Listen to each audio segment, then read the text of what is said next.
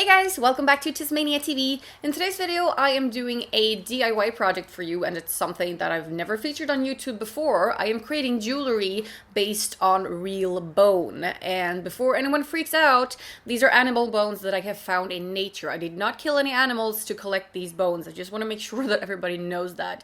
These are animals that died natural deaths in the wild, and I just collected the bones. Now, before I start off, I know that there are a lot of different methods for how to clean and preserve animal bones, and I'm sure I'm going to be getting a bunch of comments from people in this video saying you should be doing it this way instead, that's wrong, blah blah blah. But you know what? The method I use works for me. If you have a different method and that works for you, that is freaking awesome. But there's nothing wrong with the method I use. I've used it on previous animal bones. I've used it on a big ass wild boar cranium, and that was years ago, and it's still perfectly intact. It's in great shape. So this is just the method that I use. But if you want to use a different method, go ahead. The most important thing is to make sure that you really clean the bones before you do anything with them.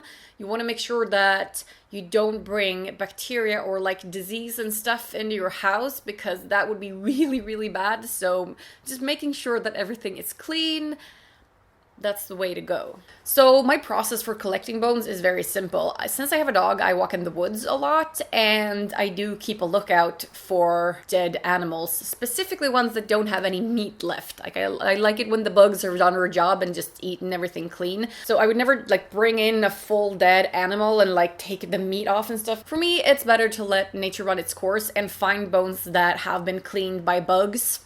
The only downside to that method is you rarely find a complete skeleton because they're scattered, some disappear into the earth, like that's just how it happens. But I don't have a need to have a full animal skeleton, you know, because I'm not going to put up the full like animal and post it. So I just want to use the pieces for stuff instead, if that makes sense. So yeah, so the other day I was in the woods with my dog, and I found what I'm pretty sure was the remains of a bunny or a rabbit or a hare or whatever you want to call it. And I found a couple of fully intact bones. They were neatly cleaned by the bugs. Thank you, bugs. And I collected them in a bag, like without touching them. You take a bag over your hand and you grab them like this. And then I just closed the bag and took them home with me. And then my method for cleaning them is to boil them first, which gets rid of any leftover like flesh parts. The boiling also kills off bacteria. And then after that, to get rid of any remaining bacteria and to preserve them and to stop them from going super yellow, I use chlorine, which is kind of like a bleach product. Just leave them in that for a little while and then let them dry off. And this is what they look like when they've been dried off. So at this point, they are ready to be turned into jewelry or like little decorations, like anything you want to do. You can be really creative with this stuff. But today I am going to make a pair of earrings using 2 out of these bones that I have. So let's get started. I'm going to start the project off with a paint job using CRC Pro Paint in Matte Black, which is a fast-drying spray paint that works on all kinds of materials. The 2 bones I'm using, I'm pretty sure were the bunny's femurs. I'm protecting my table by spreading out some newspapers and protecting my hands by wearing gloves. This spray coats the material well, so 1 coat was enough to get a nice matte black color. The spray paint is quick drying too.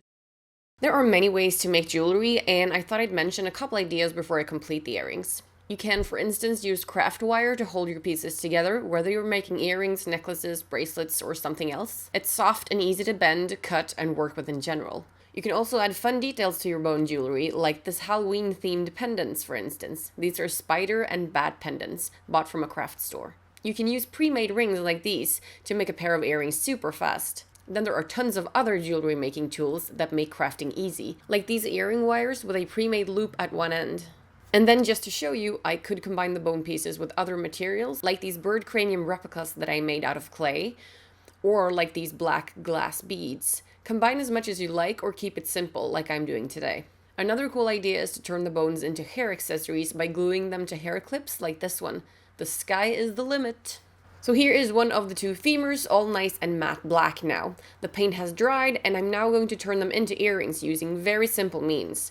I'm using 2 of the tools I just showed you, the rings with hooks to be able to wear them as earrings, and the wires with pre-made loops to attach the bones to the rings.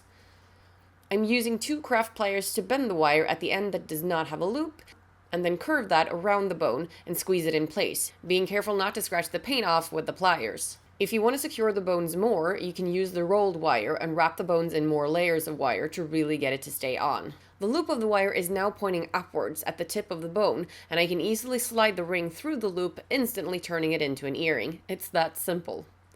There we go, 2 black bone earrings ready to be worn.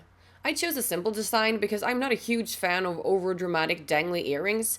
I also think the bones are beautiful on their own without any extra bedazzling, so I really like the earrings like this. They're easy to put on and take off through my silicone tunnels, and even though they're quite discreet, they still make a statement. I absolutely love them. That is it for this video. I hope you guys enjoyed this tutorial, and thanks for watching. I'll see you in my next video. Bye!